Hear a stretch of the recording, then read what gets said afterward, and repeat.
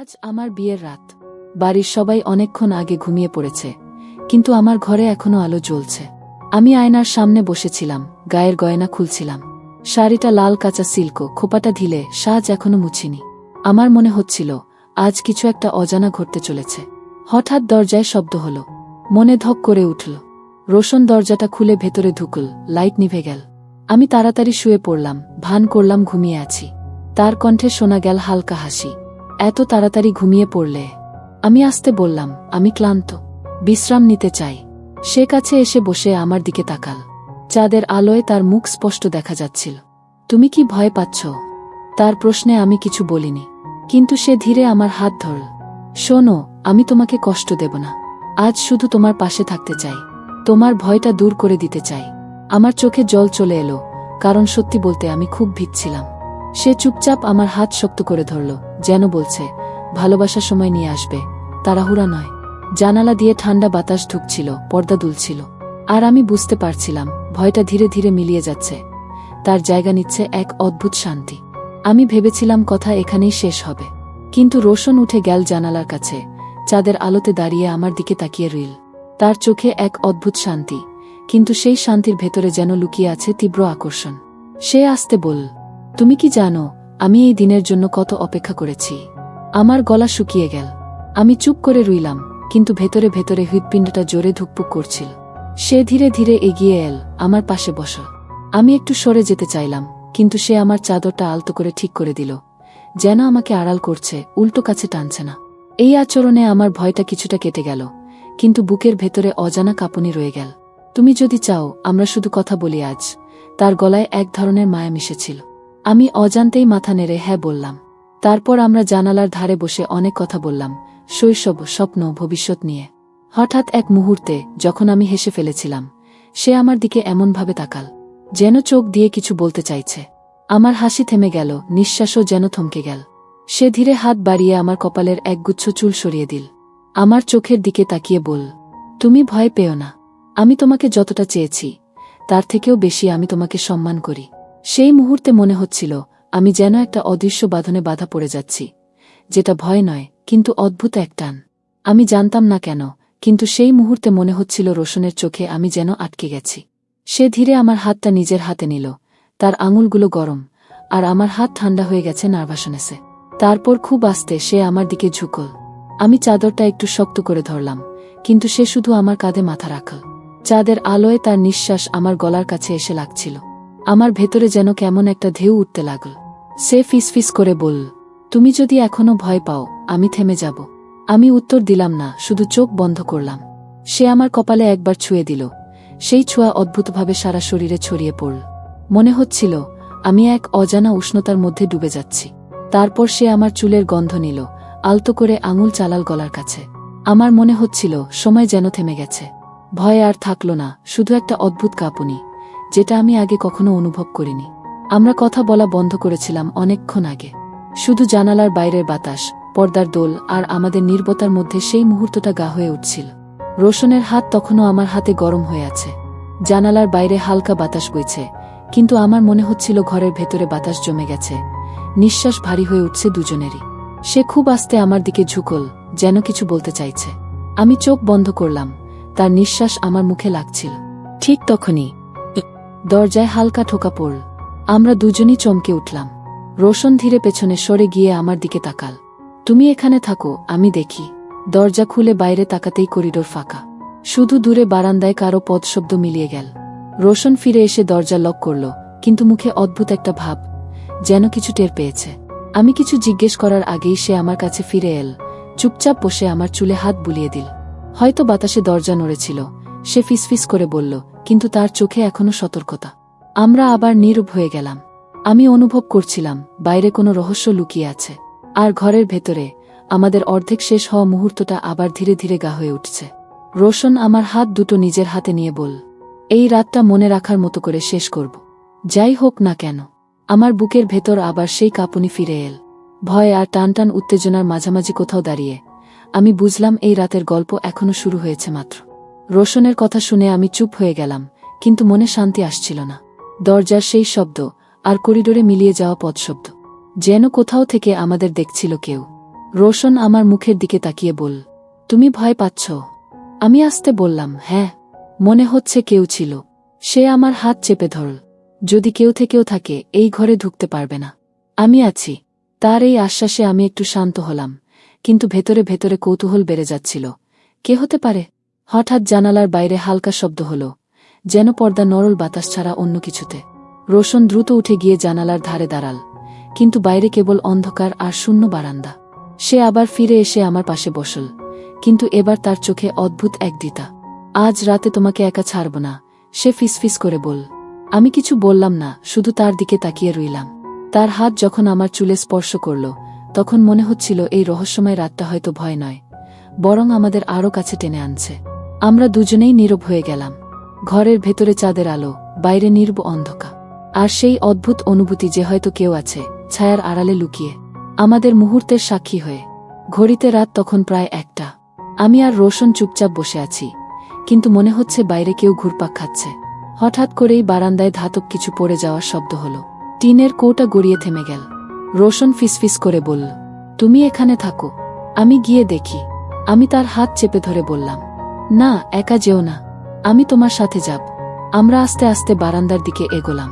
দরজা খুলতেই ঠান্ডা বাতাসের সাথে এক অদ্ভুত গন্ধ নাকে এলো, যেন ভেজা মাটির সাথে ধোয়ার গন্ধ মিশে গেছে। চাঁদের আলোয় দেখতে পেলাম দূরে দেয়ালের পাশে একটি অবয়ব দাঁড়িয়ে। চুল এলোমেলো, গায়ে লম্বা কাপড়, কিন্তু মুখ স্পষ্ট বোঝা যাচ্ছে না। আমি শিউরে উঠলাম। ওই, কে? রোশন জোরে ডাকল। সে অবয়ব কিছু না বলে ধীরে ধীরে পিছিয়ে গেল, তারপর অন্ধকারে মিলিয়ে গেল। আমরা তাড়াহুড়ো করে নেমে গেলাম নিচে, কিন্তু সেখানে গিয়ে আর কাউকে পাওয়া গেল না। রোশন আমার দিকে তাকিয়ে বলল, আমার মনে হচ্ছে এই রাত শুধু ভয় নয়, অন্য কিছুর শুরু। আমি চুপ করে তার দিকে তাকিয়ে রইলাম, কারণ তার চোখে একসাথে ভয়, দ্বিধা আর অদ্ভুত এক আকর্ষণ কাজ করছিল। আমি আর রোশন বারান্দা থেকে ফিরে এসে আবার ঘরে ঢুকলাম। দরজা নিজে থেকে হালকা শব্দ করতে করতে বন্ধ হলো। আমার হৃদস্পন্দন মুহূর্তে বেড়ে গেল। কিছু মনে করো না, আমি আছি, রোশন আমার হাতে হাত দিয়ে বল। আমি তার হাত আরও শক্ত করে ধরে রাখলাম। ঠিক তখনই হঠাৎ ক্লিক, ঘরের অন্য পাশের দরজা ধীরে ধীরে খোলার শব্দ এলো। আমরা দুজনই চমকে উঠলাম। চাঁদের আলোয় দেখা গেল দরজার ফাঁক দিয়ে অচেনা একটা ছায়া ঢুকে আসছে।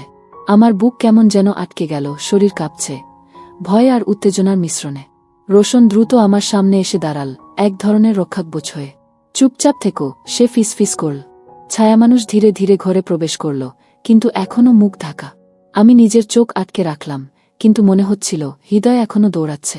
রোশন তার হাতে জোর করে আমার হাত ধরে বলল, আমি তোমাকে কোনো কিছুই হতে দেব না। ছায়া এক মুহূর্ত দাঁড়িয়ে থেকে হঠাৎ ধীরে পিছিয়ে গেল, অন্ধকারে মিলিয়ে গেল, যেন কেউ আমাদের পরীক্ষা করছে। আমরা দুজনেই নিঃশ্বাস আটকিয়ে রইলাম। আমি রোশনের দিকে তাকালাম, তার চোখে ভয় নেই, শুধু এক অদ্ভুত দ্বিধা। মনে হচ্ছিল এই রাত শুধু আমাদের নয়, আরেকটা রহস্য এখানে বসবাস করছে। ঘরে অন্ধকার, শুধু জানালার চাঁদের আলো। আমি রোশনের হাতটা শক্ত করে ধরে আছি। হৃদয় কেঁপে উঠছে, কিন্তু চোখ বন্ধ করতে পারছি না। হঠাৎ ছায়া ধীরে ধীরে সামনে এগোতে লাগল। আমার গলা শুকিয়ে গেছে। মনে হচ্ছিল এই মুহূর্তে এক একটা সেকেন্ড যুগান্তর হয়ে যাচ্ছে। রোশন ফিসফিস করে বলল, চুপ করে থাকো, আমি দেখছি। ছায়া জানালার আলোয় কিছুটা স্পষ্ট হল। আমি সজ্ঞান হারাচ্ছিলাম না, কিন্তু মনে হচ্ছিল এটি মানুষের মতো, কিন্তু পরিচিত নয়। আমি চুপচাপ রোশনের পাশে আরও কাছে সরে এলাম। হঠাৎ ছায়া অচেনা কণ্ঠে কিছু বলল, মাফ করবেন, আমি শুধু ভুল করে ঢুকে পড়েছি। আমার চোখ বড় হয়ে গেল। রোশন অবাক হয়ে দাঁড়িয়ে রইল, আর আমি ধীরে ধীরে বুঝতে পারলাম ছায়া আসলে শুধু একজন প্রতিবেশী, যে ভুল করে ঘরে প্রবেশ করেছে। শ্বাস প্রশ্বাস ধীরে ধীরে স্বাভাবিক হল। রোশন আমাকে আলতো করে কোলে নিয়ে বল, দেখলি, ভয় সবসময় বাস্তব নয়, কখনো কখনো কেবল ছায়া। কিন্তু ভয় এবং রোমাঞ্চ মিলে এই রাতটাকে মনে রাখার মতো করে তোলে। আমি চোখ বন্ধ করে মাথা ঠেকালাম। মনে হচ্ছিল ভয়, রহস্য, রোমাঞ্চ সব মিলেই আজকের রাতকে এক অদ্ভুত স্মৃতিতে রূপ দিয়েছে। চাঁদের আলোয় আমাদের নিঃশ্বাস মিলছিল, নিঃশব্দে রাতের সব কৌতূহলকে ঢেকে দিচ্ছিল। এমন মুহূর্তে আমি বুঝলাম, ভয় থাকলেও নিরাপত্তা আর আস্থা একসাথে থাকলে হৃদয়ের উত্তেজনা নতুন রং পায়। ঘরের ভেতর আবার নীরবতা নেমে এল। শুধু জানালার চাঁদের আলো দোল খাচ্ছে, আর আমাদের নিঃশ্বাসের শব্দ কানে আসছে। আমি রোশনের হাত শক্ত করে ধরে রেখেছি। হৃদয় দ্রুত ধক ধক করছে। সে ধীরে ধীরে আমার কাঁধে মাথা রাখল। আমি চোখ বন্ধ করে অনুভব করতে লাগলাম তার উষ্ণতা, তার শ্বাসের স্পন্দন। মনে হচ্ছিল আমাদের দুজনের মধ্যে একটা অদ্ভুত সংযোগ তৈরি হচ্ছে। রোশন ফিসফিস করে বলল, ভয় করবে না, আমি আছি তোমার পাশে। আমি ধীরে ধীরে তার দিকে আরও কাছে এগিয়ে গেলাম। আমাদের নিঃশব্দ দেখা, চোখের ভাষা, হাতের স্পর্শ, সব মিলিয়ে সেই মুহূর্তটা যেন সময়কে থামিয়ে দিয়েছে। হঠাৎ জানালার বাইরে বাতাসের একটি হালকা শব্দ এল। আমি অবচেতনভাবে সরে যেতে চাইলাম, কিন্তু রোশন আমার হাত আরও শক্ত করে ধরল। চুপচাপ থাকো, সে ফিসফিস করে বলল, সব ঠিক আছে।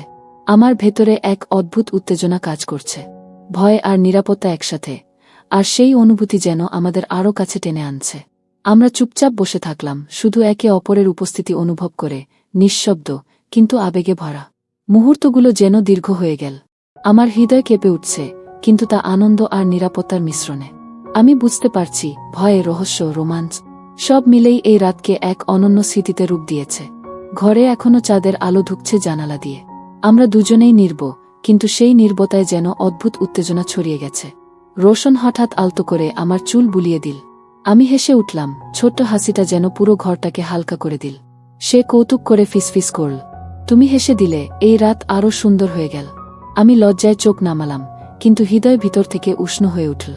আমরা দুজনেই জানতাম, ভয় আর রহস্য থাকলেও একে অপরের কাছে থাকা এই অনুভূতি সবকিছুকে নিরাপদ করে দিচ্ছে। রোশন আবার আমার দিকে ধীরে এগিয়ে এল।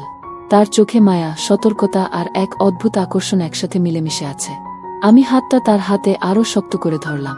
মুহূর্তগুলো ধীরে ধীরে দীর্ঘ হয়ে যাচ্ছে। ভয় আর রোমাঞ্চ মিলেমিশে এক অদ্ভুত আবেশ তৈরি করছে। হঠাৎ বাইরে থেকে হালকা বাতাস বইতে শুরু করল, জানালার পর্দা দোল খাচ্ছে। আমরা দুজনেই দেখলাম, ছোট নড়াচড়া, কিন্তু কোনো বিপদ নেই। মনে হলো এই অদ্ভুত রাত আমাদের জন্য এক নতুন খেলার মতো, যেখানে ভয়, উত্তেজনা এবং আনন্দ সব মিলেমিশে আছে।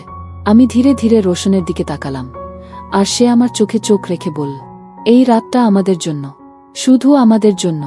আমার হৃদয় ভিতর থেকে উষ্ণ হয়ে উঠল।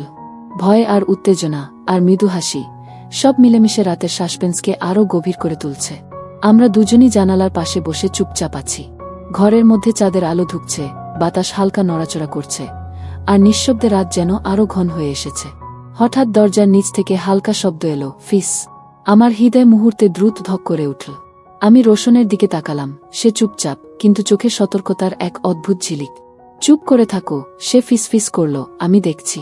আমরা দুজন আস্তে আস্তে দরজার দিকে এগোলাম। চাঁদের আলোয় দেখা গেল দরজার কাছে একটি ছোট্ট ছায়া আছে। আমি হঠাৎ বুক কাঁপতে লাগল, কিন্তু রোশনের হাত আমাকে ধরে রাখল, একই সঙ্গে মানসিক নিরাপত্তা দিল। ছায়া ধীরে ধীরে এগোল। হঠাৎ সে হেসে বলল, আমি কেবল ভুলে দরজা খোলা রেখেছিলাম, আপনাদের ডিস্টার্বও করতে চাইনি। আমার চোখ বড় হয়ে গেল। রোশন ধীরে হেসে বলল, দেখলি, ভয় সবসময় বাস্তব নয়, কিছু সময় কেবল অবিশ্বাস্য কৌতূহল তৈরি করে। আমি ধীরে নিঃশ্বাস ফেললাম, শরীরের কাঁপুনি কিছুটা কমল। তারপর রোশন আমার দিকে ফিরে এসে বলল, এই রাতটি শুধু ভয়ের নয়, আমাদের কাছে এক বিশেষ স্মৃতি হয়ে থাকবে। আমরা দুজন নীরব থেকে হাত ধরে বসে রইলাম। ভয়, উত্তেজনা, অপ্রত্যাশিত ঘটনা সব মিলেমিশে রাতকে আরও গভীর, আরও রোমাঞ্চকর করে তুলেছিল। ঘরের মধ্যে আবার শান্তি নেমে এসেছে। চাঁদের আলো জানালার ওপর হালকা নরম ফোঁটা বৃষ্টির মতো পড়ছে, আর আমরা দুজন বসে আছি, হাতের হাত ধরে। হঠাৎ করে অনুভব হলো, ভয়, অজানা, রহস্য সব মিলেমিশে আর কোনো প্রভাব রাখছে না। শুধু রোমাঞ্চ, উত্তেজনা আর এক অপরূপ শান্তি। রোশন ধীরে বলল, দেখলে, সব ভয় শেষ হয়ে যায় যখন কেউ সত্যিই পাশে থাকে।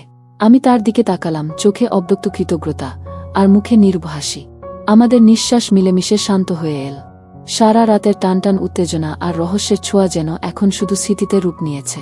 আমি কপালে তার হাত অনুভব করলাম, আর মনে হলো, এ রাত আমাদের জন্য শুধু ভয় নয়, বরং এক নতুন অধ্যায়, এক অদ্ভুত বন্ধন আর আন্তরিক সংযোগের শুরু। বাইরে রাত গভীর, আর ঘরের ভেতরে আমরা দুজন চুপচাপ বসে আছি। চাঁদের আলো, নীরবতা আর এক অপরূপ নিরাপত্তা সব মিলেমিশে রাতের গল্পকে শেষ করল। আমি জানি, এই রাতের স্মৃতি, এই টান, এই অনুভূতি সবসময় মনে থাকবে। ভয় ও রহস্যের মাঝে প্রেম, আস্থা এবং রোমাঞ্চ মিলিয়ে আমাদের রাতকে এক চিরস্থায়ী অভিজ্ঞতায় পরিণত করেছে।